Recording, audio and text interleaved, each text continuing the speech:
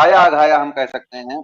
मैं आपको एक बात बताऊं कि जय श्री राम बोलने वालों में और जो भक्त की संख्या है, उसमें एक बहुत बड़ा पिछले 5 साल में योगी सरकार ने वो, जैसे मैं एक अवध विश्वविद्यालय की बात करूं जो यहाँ का प्रमुख विश्वविद्यालय है, डॉक्टर राम मनोहर लोहिया अवध विश्वविद्यालय, पिछले 5 साल में यहाँ पर संविदा और गेस्ट के रूप में जो है सिर्फ संघियों की भर्ती की गई है, जो संघ की विचारधारा के लोग थे।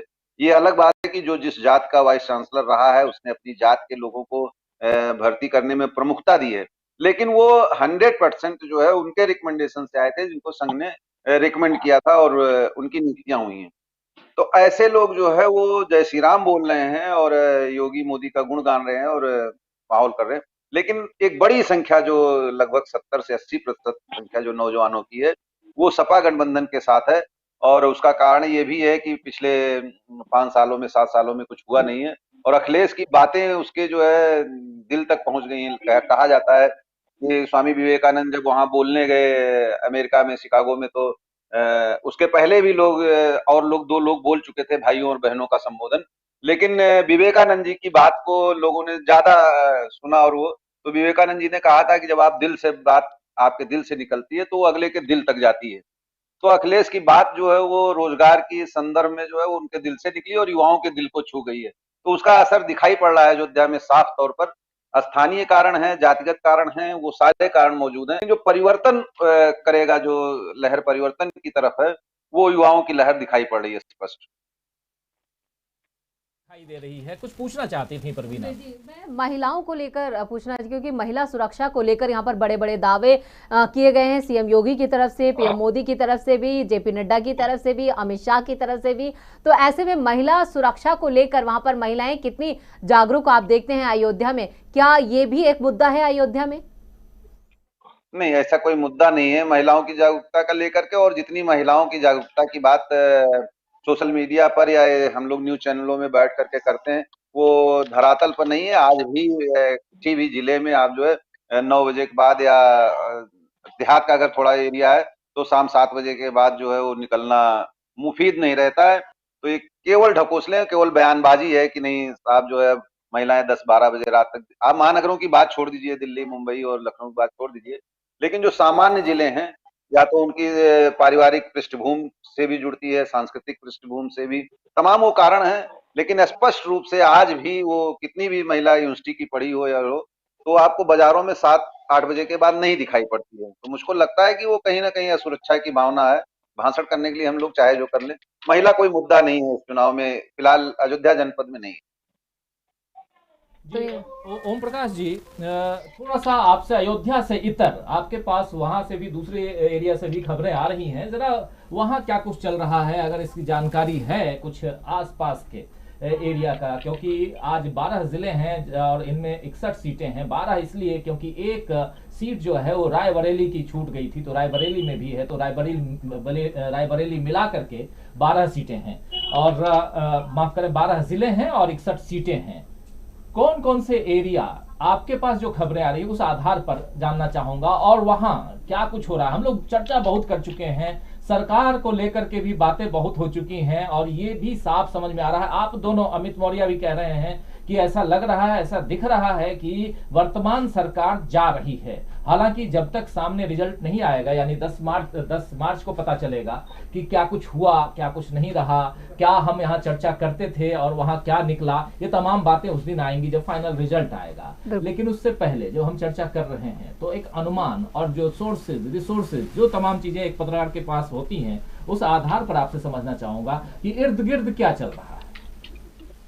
इर्द गिर्द में बहुत से तमाम जगह ऐसी हैं जहां स्थानीय कारण प्रभावी हैं। जैसे में आप प्रतापगढ़ की बात ले लीजिए, जो है जहां पे कुंडा है, रघुराज प्रताप सिंह है, प्रमोद तिवारी हैं, भारतीय जनता पार्टी की मोती सिंह है।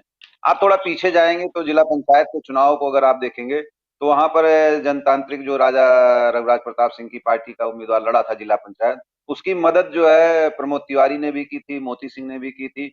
और मैंने मंच पर तो वो लोग पार्टी के जब बयान देते अपनी बात करते थे, उनके प्रत्याशी लड़ रहे थे, लेकिन उन्होंने अंदर खाने जो है वो रघुराज प्रताप सिंह की मदद की थी, जिसके एवज में जो है वो रघुराज प्रताप सिंह प्रमोद तिवारी की बेटी की भी मदद कर रहे हैं, उनके समर्थक मदद कर रहे हैं। और दूसरी विधानसभाओं में जहां भाजपा ने उनकी मदद की थी वहां पे तो कुल मिला जुला करके, लेकिन जो प्रतापगढ़ का पूरा सिनारियो है, अगर रघुराज प्रताप सिंह को आप माइनस कर दें तो बाकी जगह जो है वो सपा भारी दिखाई पड़ रही है। और रामपुर खास तो प्रमोद तिवारी का गढ़ है ही, लेकिन अन्य सीटों पर सपा से ही दूसरे लोग लड़ते दिखाई पड़ रहे हैं। यही हाल सुल्तानपुर का है। सुल्तानपुर जिले में जब आप आते हैं तो इसौली विधानसभा, जब मैं खासकर बताऊं, जहां पे बाहुबली मोनू सिंह लड़ रहे हैं, जो वहां से उनके भाई सोनू सिंह विधायक भी रह चुके हैं, और वहां पर बसपा से वो उम्मीदवार हैं, और एक तरफा पूरा चुनाव जो उनके इर्द गिर्द दिखाई पड़ रहा है।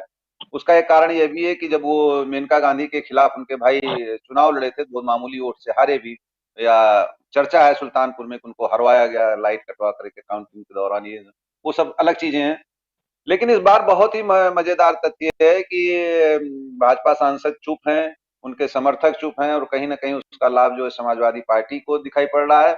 और जो इसौली को छोड़ के और इसौली में सोनू सिंह की तरफ जाता हुआ दिखाई पड़ रहा है। उसके एवज में सोनू सिंह और मोनू सिंह की जो दोनों भाई हैं, इन लोगों ने वहां सुल्तानपुर की सीटों पर, जैसे सदर की सीट है जहां पर समाजवादी पार्टी के अनूप संडा चुनाव लड़ रहे हैं, वहां पर अंदर खाने जो है सोनू मोनू, ये चर्चा आ रही है कि वो उनकी मदद कर रहे हैं। इसी तरह के दो अन्य सीटों पर भी जहां पर उनका प्रभाव है, क्योंकि सांसदी लड़े थे तो पांचों विधानसभा में, छठों में उनका वो है, तो वो अंदर खाने अपने लोगों की मदद कर रहे हैं, जो उनकी वहां पर इसौली में मदद कर रहे हैं। तो एक बड़ा कारण उभर करके सामने आ रहा है। इसी तरह के अमेठी में जो है राजा संजय सिंह, चुनाव उनका बहुत फंसता दिखाई पड़ रहा है। वहां से हमारे दो पत्रकार साहब भी फोन किया था कि महाराजी जो उनकी पत्नी है गायत्री प्रजापति की, अब वहां ये मुद्दा गौड़ हो चुका है, कौन बलात्कारी है कौन क्या है, और दो पत्नी का आरोप जो संजय सिंह पर है, गरिमा और उनकी मामला जो है। लेकिन गुस्सा जो है वो दिखाई पड़ रहा है, और जातिगत समीकरणों के तहत जो है वो महाराजी की तरफ पड़ला झुकता हुआ दिखाई पड़ रहा है। दूसरी बार स्मृति ईरानी वहां से सांसद हैं, और संजय सिंह अभी कुछ दिन पूर्व जो है जब से आए हैं भारतीय जनता पार्टी में, दोनों के बीच में किसी भी मंच पर दोनों ने एक साथ जो है मंच साझा नहीं किया है, और दोनों के समर्थक एक दूसरे का जड़ खोदते हुए दिखाई पड़ रहे हैं। इसका असर भी वहां पर दिखाई पड़ रहा है। जगदीशपुर में जो विधानसभा है वहां पर मंत्री सुरेश पासी चुनाव लड़ रहे हैं, जिनको मुकदमा मंत्री कहा जाता है। वहां पर पूरे क्षेत्र में वो मुकदमा मंत्री के नाम से मशहूर हैं, और अपनी इस भारतीय जनता पार्टी के कार्यकाल में आरोप लगता था कि सवर्णों के खिलाफ मायावती और समाजवादी पार्टी के कार्यकाल में सवर्णों पर मुकदमे ज्यादा दर्ज हुए हैं। लेकिन जगदीशपुर विधानसभा ऐसी है कि योगी के राज में सर्वाधिक मुकदमे जो है वो सवर्णों के खिलाफ जगदीशपुर में दर्ज किए गए हैं। इसी कारण उनका नाम मुकदमा मंत्री पड़ा है। तो उसका भी काफी असर जो है वो सवर्ण वोट जो है वो समाजवादी पार्टी गठबंधन की तरफ जाता हुआ दिखाई पड़ रहा है। इसके बाद अयोध्या आप चर्चा में हम लोग कर चुके हैं। बहराइच और श्रावस्ती जो है, श्रावस्ती में वहां पर दद्दन मिश्रा सांसद रह चुके हैं, और इस समय वर्तमान में जिला पंचायत अध्यक्ष हैं वो। तो जो कि एक ही पद भारतीय जनता पार्टी का था, या तो आप इसे लड़ेंगे या उसे लड़ेंगे, उन्होंने जिला पंचायत अध्यक्ष का लड़ा और जीते। वहां पे उनकी प्रत्याशियों से अनबन है, तो अंदर खाने जो है वो उनका विरोध कर रहे हैं, और वहां पर लड़ाई जो है वो बहुजन समाज पार्टी, दो सीटें हैं भिनगा और श्रावस्ती की जो है, वहां पर लड़ाई समाजवादी पार्टी और बहुजन समाज पार्टी में दिखाई पड़ रही है, और भारतीय जनता पार्टी तीसरे पायदान पर खड़ी नजर आ रही है। यही हाल बहराइच की तमाम सीटों पर है। बहराइच सदर में समाजवादी पार्टी आगे जाती हुई दिखाई पड़ रही है। एक विधानसभा है मटेरा, जहां पर अरुण वीर सिंह भारतीय जनता पार्टी की तरफ से और माधुरी वर्मा समाजवादी पार्टी की उम्मीदवार थी। कल के पहले तक वहां पर पक्ष माहौल जो है भारतीय जनता पार्टी का था, लेकिन एक कुर्मी युवक की पिटाई के कारण जो है, और उसमें एफआईआर उसकी भी आई है कि भारतीय जनता पार्टी के लोग नामजद हुए हैं। तो पूरे बहराइच में कुर्मी मतदाताओं में संदेश चला गया है कि नहीं, भाजपा को वोट नहीं करना है, गठबंधन भले अपना दल से है। वो पिटाई एक बड़ा प्रकरण बन गई है, और आज जो माहौल दिखाई पड़ रहा है वो सपा के खेमे में उत्साह दिखाई पड़ रहा है, और कुर्मी मतदाता उधर जाते हुए दिखाई पड़ रहे हैं। पयागपुर एक सीट है जहां पर सुभाष त्रिपाठी भाजपा के वर्तमान एमएलए हैं, और फिर से चुनाव मैदान में। उनके खिलाफ मुकेश श्रीवास्तव समाजवादी पार्टी के उम्मीदवार हैं। मैं बताऊं, मुकेश श्रीवास्तव कांग्रेस से वहां विधायक रह चुके हैं, लेकिन इस बार वो समाजवादी पार्टी के तरफ से उम्मीदवार हैं, लड़ रहे हैं।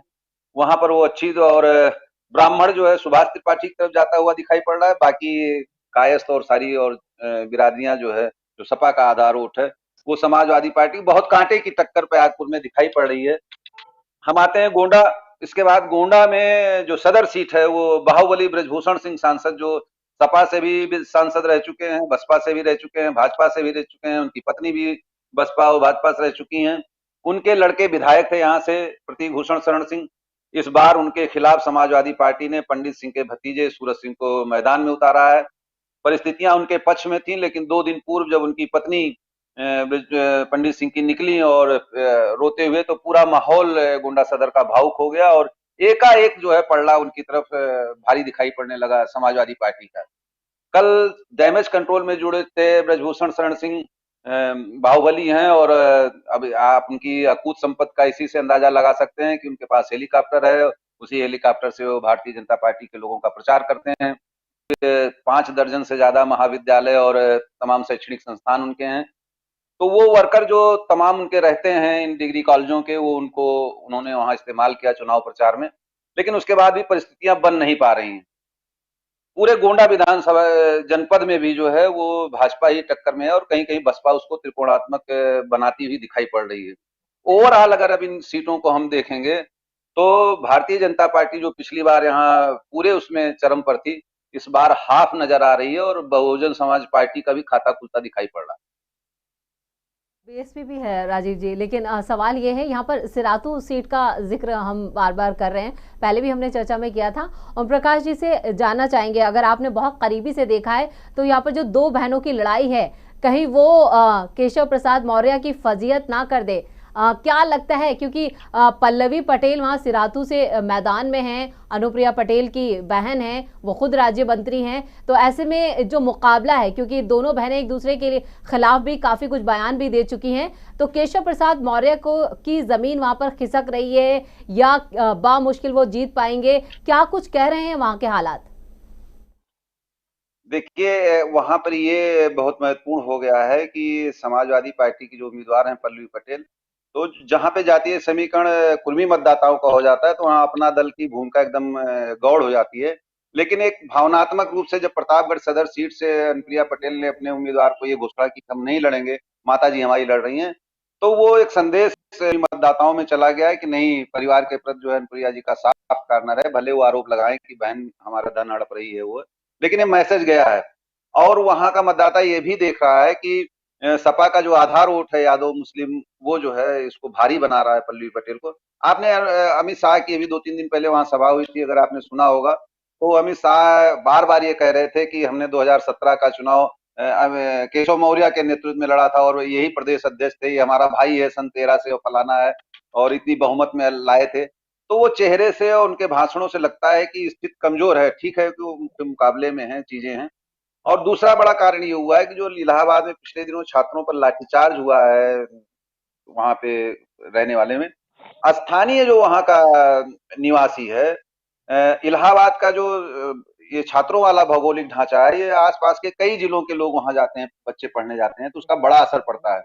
और अब वहां के जैसे कोटा की तरीके से इलाहाबाद के भी निवासियों का एक आमदनी का बड़ा जरिया है छात्रों का अपने यहाँ किराए के रूप में रखना जो है। तो छात्रों के साथ उनका भावनात्मक लगाव हो जाता है, भले वो बीच में आर्थिक संबंध हैं, लेकिन वो उसका असर वहां के लोगों पर और कौशाम्बी प्रतापगढ़ तक दिखाई पड़ रहा है, सुल्तानपुर में भी दिखाई पड़ रहा है।